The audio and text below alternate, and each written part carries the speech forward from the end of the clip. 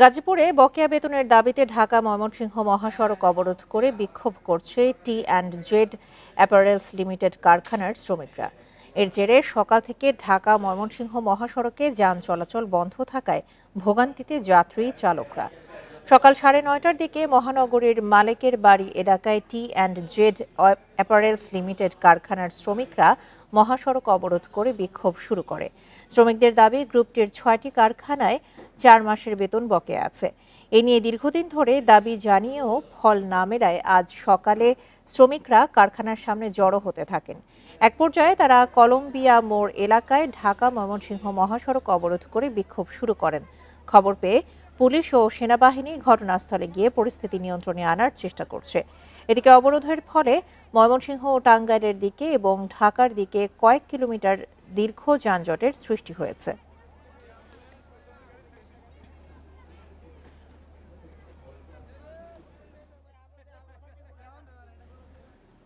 এ নিয়ে আরো জানাতে গাজীপুর থেকে যোগ দিচ্ছেন আমাদের সহকর্মী আবুল হাসান। আবুল হাসান, ঢাকা ময়মনসিংহ মহাসড়কের অবরোধ কর্মসূচির এখন কি অবস্থা দেখতে পাচ্ছেন, আর এই যানজটের কারণে মানুষের ভোগান্তি কেমন?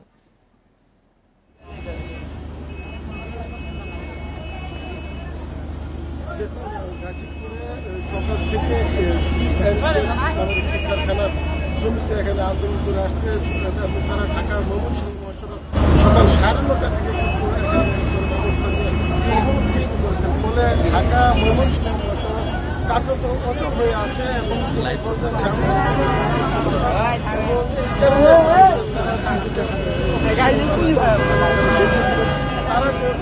গাজীপুর থেকে জানাচ্ছিলেন সহকর্মী আবুল হাসান।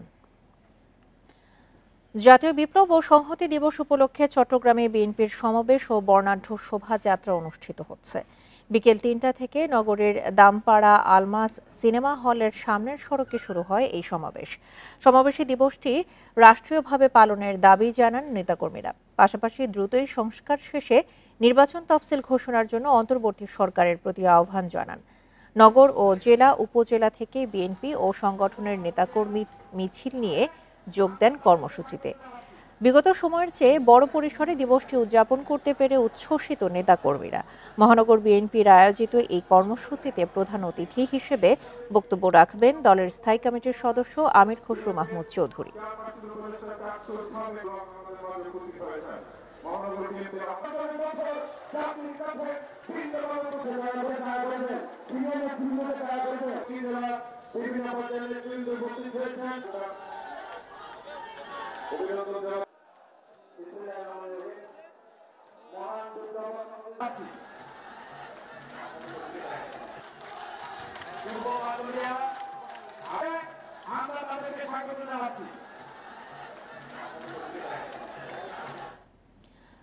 দ্রুত নির্বাচনের মাধ্যমে গণতন্ত্র পুনঃপ্রতিষ্ঠার দাবিতে র্যালি করেছে বরিশাল মহানগর বিএনপি।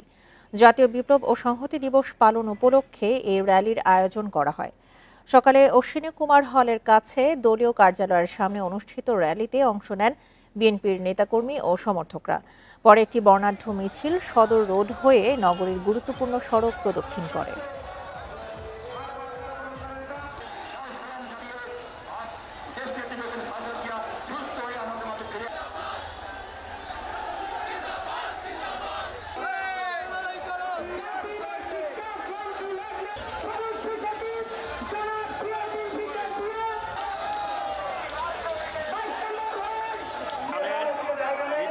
বিপ্লব ও সংহতি দিবস।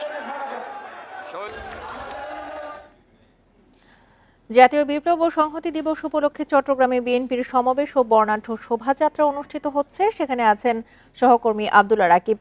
রাকিব, সমাবেশের কি অবস্থা? র্যালিতে কেন্দ্রীয় নেতাদের মধ্যে থেকে কেউ যোগ দিয়েছেন কিনা এখন?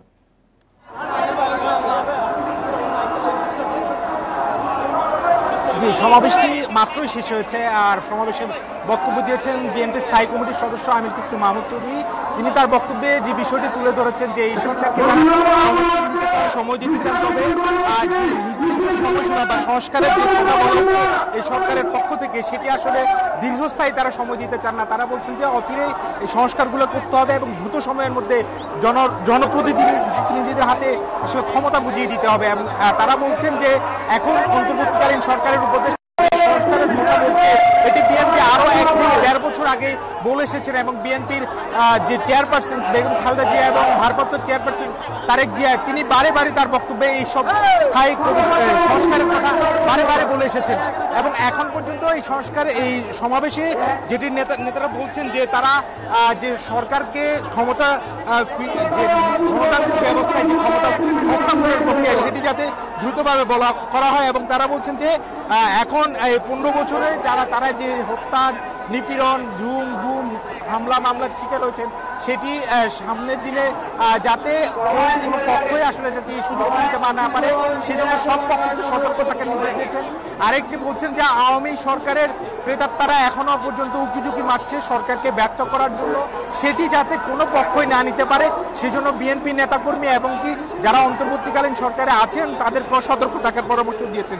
তিনি বারে বারে একটি কথা বলছেন যে গণতান্ত্রিক অধিকার ফিরে পাওয়ার বয়ান এখন দিচ্ছেন বিভিন্ন টক শোতে, পাশাপাশি সরকারকে যারা পরামর্শ দিচ্ছেন তাদের উদ্দেশ্যে বলছেন যে এসব সংস্কারের কথা নানা সময় বলে এসেছে বিএনপি এবং এই সংস্কারগুলো জনপ্রতিনিধির ক্ষমতা হস্তান্তরের পরে বিএনপি এবং যারা নির্বাচিত হবে তাদেরকে নিয়ে জনমতের সব ধরনের সব পক্ষের মানুষের মতামতের ভিত্তিতে দ্রুত ভিত্তিতে সেই সংস্কারগুলো করা হবে। অর্থাৎ সংস্কারের নামে যে সময় ক্ষেপণের বিষয়টি বারে বারে আনা হচ্ছে বিএনপি স্থায়ী কমিটির সদস্য আমির খসরু মাহমুদ চৌধুরী সেটি তার বক্তব্য তুলে ধরেছেন এবং এই সমাবেশে বলা যায় দীর্ঘ 15 বছর যে বিপ্লব সংহতি দিবস উপলক্ষে চট্টগ্রাম মহানগর কেন্দ্র করে জেলা উপজেলা বিএনপির নেতাকর্মীরা তারা আসতে পারেনি, ফলে এই সমাবেশটি উৎসবের আনন্দ পরিচয় সর্বস্তরের নেতাকর্মীরা যোগ দিয়েছেন। একটু পরে এই মিছিল শুরু হবে। জাতীয় বিপ্লব ও সংহতি দিবস উপলক্ষে চট্টগ্রামের সমাবেশের আয়োজন করেছে বিএনপি, সে বিষয়ে বিস্তারিত জানাচ্ছিলেন আমাদের সহকর্মী আব্দুল্লাহ রাকিব। কক্সবাজারের কলাতলীতে একটি আবাসিক হোটেলে বৈঠক করার সময় 19 জন ইউপি সদস্যকে গ্রেপ্তার করেছে পুলিশ। শুক্রবার রাতে ওই হোটেলের সম্মেলন কক্ষ থেকে তাদের গ্রেপ্তার করা হয়। পুলিশ জানিয়েছে আওয়ামী লীগ সমর্থিত ইউপি সদস্যরা গোপন বৈঠক করছে এমন সংবাদের ভিত্তিতে অভিযানে যায় পুলিশ। এ সময় ওই হোটেলে আয়োজিত জেলার 9টি উপজেলার ইউপি সদস্যদের নিয়ে গঠিত সংগঠন মেম্বার অ্যাসোসিয়েশনের আলোচনা সভা পণ্ড হয়ে যায়। সভায় 70 জন ইউপি সদস্য উপস্থিত থাকলেও বিভিন্ন মামলার আসামি হওয়ায় 19 জনকে গ্রেপ্তার করে পুলিশ।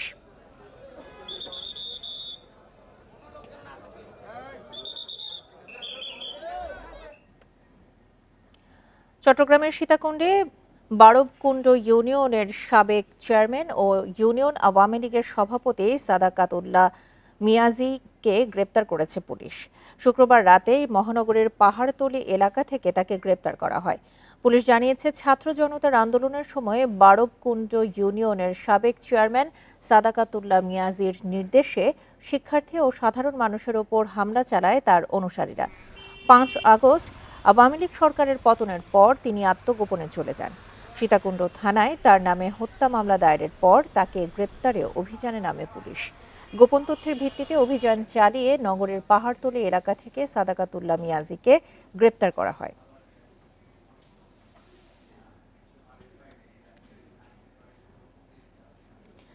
খুলনার তেরখাদা উপজেলার সাচিয়াদহ ইউনিয়ন চেয়ারম্যান বুলবুল আহমেদকে মাদক ও দেশীয় অস্ত্রসহ গ্রেপ্তার করেছে নৌবাহিনী।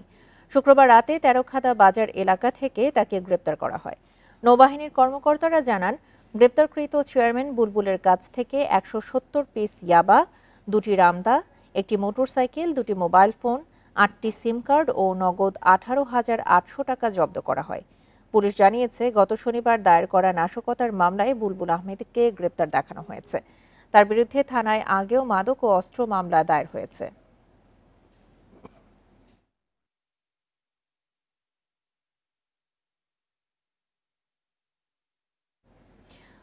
রাষ্ট্রের সংস্কার প্রয়োজন। যৌক্তিক সংস্কার শেষে দ্রুত সময়ের মধ্যে নির্বাচনের আয়োজন করা হবে বলে জানান বৈষম্য বিরোধী ছাত্র আন্দোলনের সমন্বয়ক সার্জিস আলম। সকালে সিলেট জেলা প্রশাসকের কার্যালয়ে আয়োজিত এক অনুষ্ঠানে তিনি অংশ নিয়ে একথা বলেন। এ সময় তিনি আরও জানান, শুধু নির্বাচন আয়োজনের জন্য 2000 ছাত্র জনতা রক্ত দেয়নি। ফ্যাসিস্ট সরকারের 16 বছরের সবচেয়ে ব্যর্থ প্রতিষ্ঠান ছিল নির্বাচন কমিশন। এছাড়া সরকারের বিভিন্ন পদে এখনও ফ্যাসিস্টদের দোসররা বসে আছে। তাই সংস্কার শেষে নির্বাচনের আয়োজন করা হবে। এর আগে জুলাই স্মৃতি ফাউন্ডেশনের পক্ষ থেকে 18 জন শহীদ পরিবারকে 5 লাখ টাকা করে অনুদান দেওয়া হয়।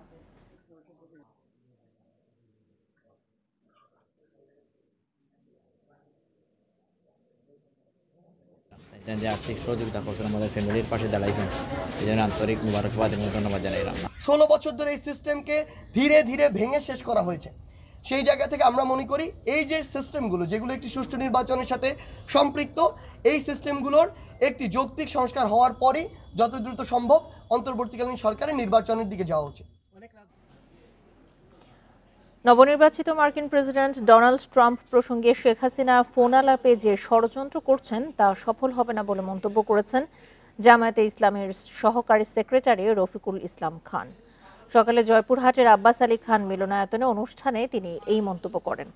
জামায়াত নেতা জানান, মার্কিন যুক্তরাষ্ট্রের নির্বাচনে প্রেসিডেন্ট পদে ডোনাল্ড ট্রাম্পের বিজয়ে দুই দেশের পররাষ্ট্রনীতিতে কোনো নেতিবাচক প্রভাব পড়বে না। এ সময় তিনি আরও বলেন, শেখ হাসিনা চাইলেও দেশে ঢুকতে পারবেন না। তার নামে অসংখ্য খুন, গুম ও নির্যাতনের মামলা দায়ের করা হয়েছে। তাকে আগে বিচারের মুখোমুখি হতে হবে বলে জানান রফিকুল ইসলাম। যে কোনো ষড়যন্ত্র রুখতে নেতাকর্মীদের সতর্ক থাকার আহ্বান জানান তিনি। এদিকে লক্ষ্মীপুর শহরের দারুল আমান একাডেমি কার্যালয়ে নেতাকর্মীদের সঙ্গে মত বিনিময় করেন জামায়াতে ইসলামের নায়েবে আমির ডাক্তার সৈয়দ আবদুল্লাহ মোহাম্মদ তাহের।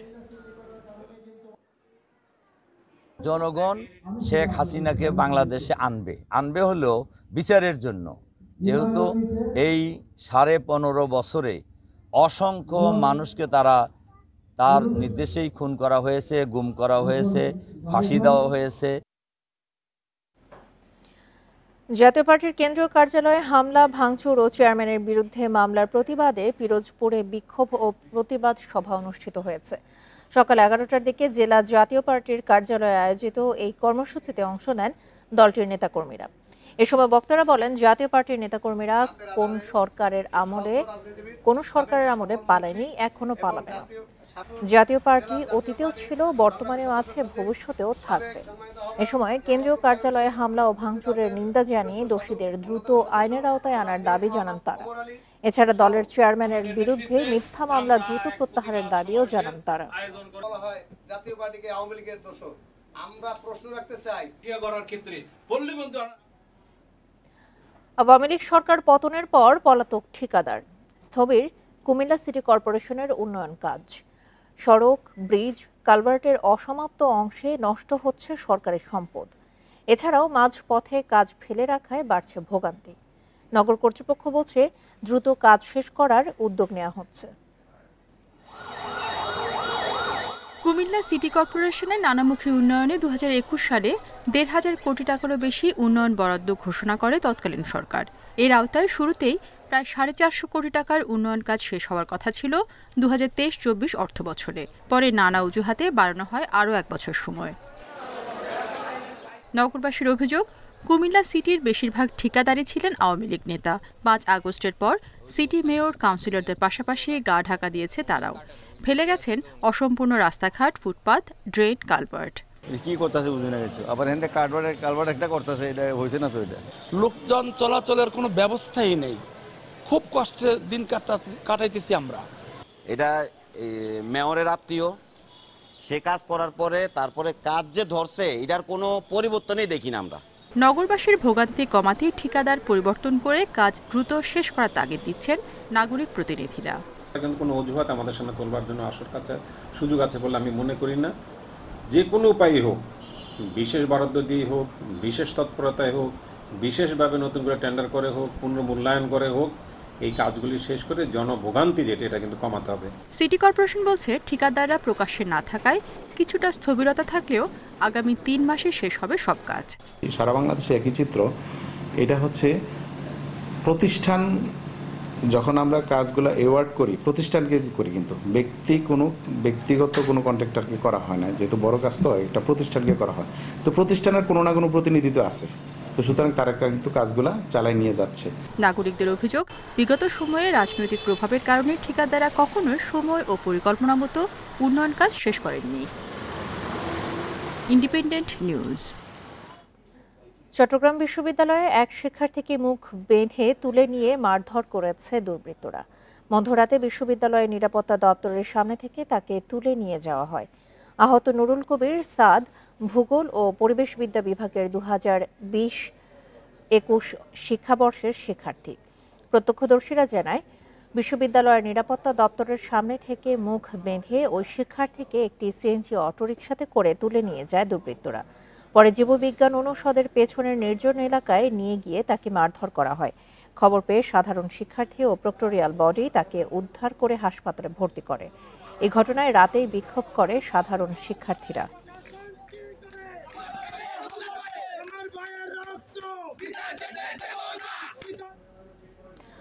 সাম্প্রদায়িক সম্প্রীতি বিনষ্ট করার জন্য একটি পক্ষ কাজ করছে বলে মন্তব্য করেছেন ধর্ম উপদেষ্টা আ.ফ.ম. খালিদ হোসেন। দুপুরে ইসলামী ফাউন্ডেশন খুলনা বিভাগের কার্যালয়ের আয়োজনে এক সভায় যোগ দিয়ে তিনি একথা বলেন। ধর্ম উপদেষ্টা বলেন, সরকার সাম্প্রদায়িক সম্প্রীতি বজায় রাখার জন্য নিরলসভাবে কাজ করে যাচ্ছে। এটি ধরে রাখার জন্য জনগণের কাছে সরকার প্রতিশ্রুতিবদ্ধ।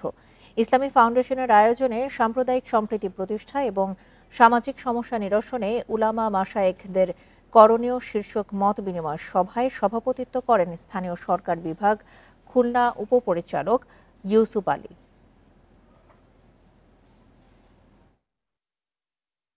আমরা সরকারি ব্যবস্থাপনায় মানুষকে হজে নেওয়ার জন্য গুরুত্বপূর্ণ পদক্ষেপ হাতে নিয়েছি। ইতিমধ্যে আমি সৌদি আরবে গিয়ে সৌদি হজ মন্ত্রী ওমরা মন্ত্রীর সাথে কথা বলেছি। আমি একটা প্যাকেজে 1,09,000 টাকা কমাতে সক্ষম হয়েছি, আরেকটা প্যাকেজে 10,000 টাকা কমাতে সক্ষম হয়েছে। সরকারের সিদ্ধান্ত অনুযায়ী দেশের বিভিন্ন জেলা নদী ও খাল পরিষ্কার পরিচ্ছন্ন অভিযান শুরু করেছে প্রশাসন। এরই অংশ হিসেবে সকালে নওগাঁর তুলসীগঙ্গা নদী পরিষ্কার করা হয়। নওগাঁ জেলা প্রশাসক আব্দুল আউয়াল জানান, নদী দূষণ মুক্ত করতে হলে আগে নদী পরিষ্কার করতে হবে। অভিযানে পানি উন্নয়ন বোর্ড, যুব উন্নয়ন অধিদপ্তর, পৌরসভা এবং স্বেচ্ছাসেবী সংগঠন BD clean Bangladesh, Bangladesh scout সহ বিভিন্ন সংগঠন অংশ নেয়। এ সময় প্রশাসনের পক্ষ থেকে পুকুর ও নদীতে ময়লা না ফেলে পানি ব্যবহার উপযোগী রাখার আহ্বান জানান প্রশাসন। একইভাবে পটুয়াখালীতে দখল দূষণে হারিয়ে যাওয়া জেলা একমাত্র সরকারি পুকুর পরিষ্কার করা হয়েছে।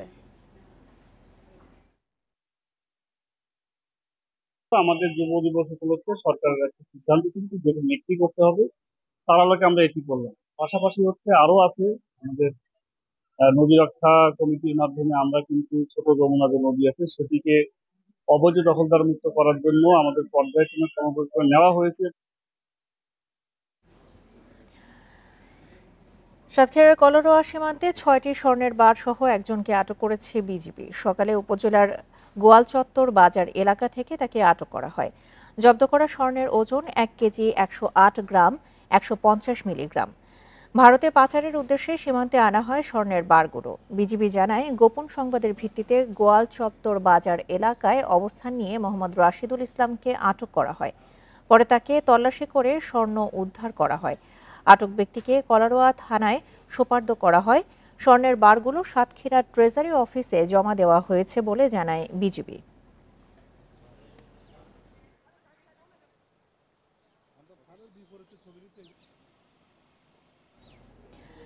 বিশেষায়িত ল্যাব না থাকায় চট্টগ্রামে শনাক্ত করা যাচ্ছে না ডেঙ্গুর ভেরিয়েন্ট ডেন্ট 2।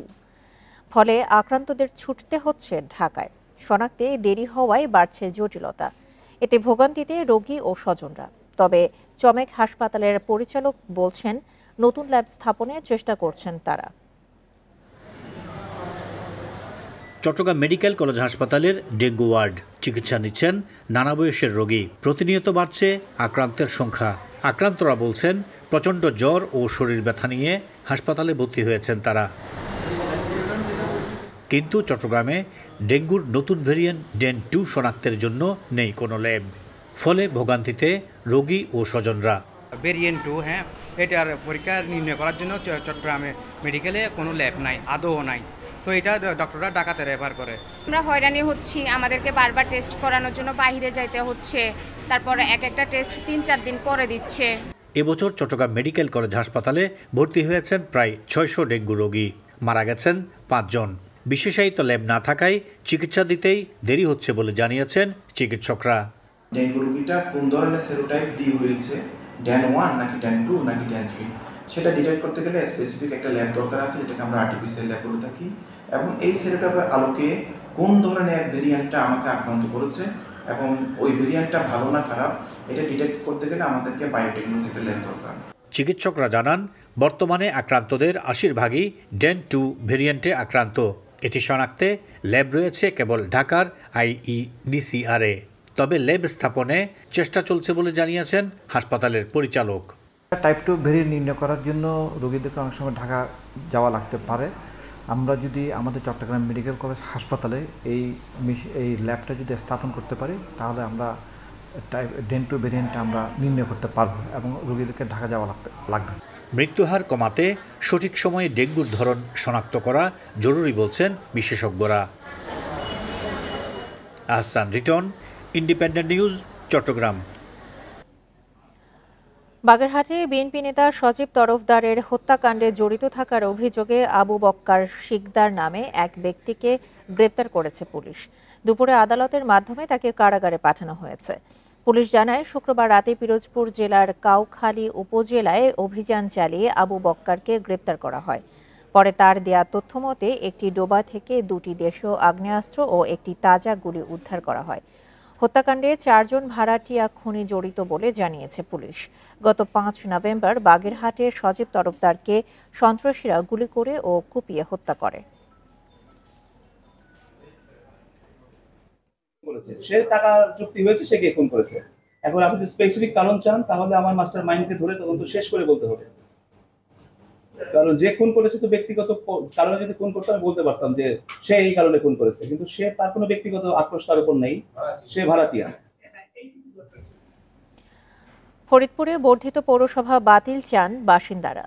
নতুন এলাকায় সড়কে বাতি, ড্রেনেজ ব্যবস্থা ও পয়ঃনিষ্কাশন ব্যবস্থা না থাকার অভিযোগ পৌরবাসীর। কোনো ধরনের সুযোগ সুবিধা না পেলেও খাজনা, ট্যাক্স ও বাড়তি কর দিতে হয় পৌরবাসীকে। 2016 সালে সিটি কর্পোরেশন গঠনের জন্য সীমানা বাড়ানো হয় ফরিদপুর পৌরসভার। উপজেলার 12টি ইউনিয়নের প্রত্যন্ত গ্রামের সীমানা নির্ধারণ করে 27টি ওয়ার্ড গঠন হয়। তবে নানা জটিলতায় নতুন এলাকা নিয়ে সিটি কর্পোরেশন অনুমোদন না দেয় ফরিদপুর বর্ধিত পৌরসভা হিসেবে ঘোষণা করা হয়। সাবেক এমপি যাচাই বাছাই ছাড়াই তড়িঘড়ি করে পৌরসভার সীমানা বাড়ান বলে অভিযোগ স্থানীয়দের। কর দিলেও মিলছে না বর্ধিত পৌরসভার সুবিধা। হলো কৃষ্ণনগর ইউনিয়ন, এখন হলো ফরিদপুর পৌরসভার 3 নং ওয়ার্ড। ঠিক আছে, এখন পৌরসভার আমরা কোনো সুযোগ সুবিধাই পাই না। আমাদের কি ক্ষতিটা হয়েছে বুঝানোর মতো কোনো কায়দা আমাদের নেই। রাস্তায় একটু লাইট দিছে, তাও ঠিক মতো জ্বলে না, কেউ এসে কোনো তদারকি নেই। সাফাই দিচ্ছে মাথার উপর, অনেক ব্যয়বহুল। আমাদের এখানে বাসা ভাড়াও চলে না। বিভিন্ন এলাকার নাগরিক সুযোগ সুবিধা বঞ্চিত থাকলেও আগামীতে সিটি কর্পোরেশন হলে উন্নয়নের আশ্বাস দেন পৌর প্রশাসক। বিশেষ শর্তের কারণে ফরিদপুর পৌরসভা এখনো সিটি কর্পোরেশন হিসেবে অনুমোদন পাচ্ছে না। এই শর্তটা যাতে না থাকে এই জন্য আমাদের যতটুকু নলেজে আসছে যে কোনো এক ব্যক্তির এটাকে সিটি কর্পোরেশন যাতে করা হয় সেই প্রেক্ষাপটে সরকারের বিপক্ষে হাইকোর্টে এটা নিয়ে রিট করেছে। 1869 সালে ফরিদপুর শহরকে পৌরসভায় রূপান্তর করা হয়। বর্তমানে পৌরসভার আয়তন 66.24 বর্গ কিলোমিটার। Independent news. রাজশাহীতে চলছে 3 দিনব্যাপী বনসাই প্রদর্শনী। নগর ভবনের গ্রিন প্লাজায় শুক্রবার শুরু হয় এই আয়োজন। বিভিন্ন ধরনের বনসাইয়ের আকর্ষণে ভিড় করছেন দর্শনার্থীরা। প্রদর্শনীতে নিজেদের সৃষ্টিকর্ম তুলে ধরতে পেরে বনসাই শিল্পীরাও খুশি। এই বিষয়ে সরকারের সহযোগিতা চান উদ্যোক্তারা। বনের গাছ মনের মতো করে ছোট আকারে ঘরে রাখার শিল্পের নামই বনসাই। পাকুর, কামিনী, তেঁতুল, শেওড়া, ফাইকাস সহ 30 প্রজাতির প্রায় 350 বনসাই দেখা মিলছে রাজশাহীর প্রদর্শনীতে। জীবন্ত ভাস্কর্যের মতো কোথাও দাঁড়িয়ে ক্ষুদ্র বটবৃক্ষ, কোথাও ফুলে ফুলে সেজেছে বাগান বিলাস। দাম 1,500 থেকে শুরু করে 5 লাখ টাকা পর্যন্ত।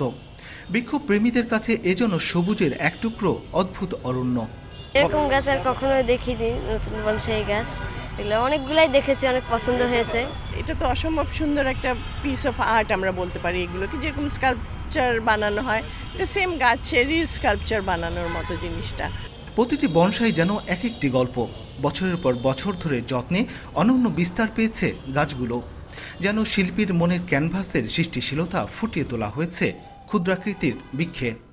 দীর্ঘ বয়সী গাছ যেগুলো হয়, উডেন গাছ, সেগুলোকে ছোট আকারে সাজিয়ে রাখাই হচ্ছে তার রূপ দিয়ে, অর্থাৎ সেই গাছের যে প্রকৃতির রূপ হয় সেই রূপটাকে এই গাছের মধ্যে ফুটিয়ে তোলাই হচ্ছে আমাদের আর্ট।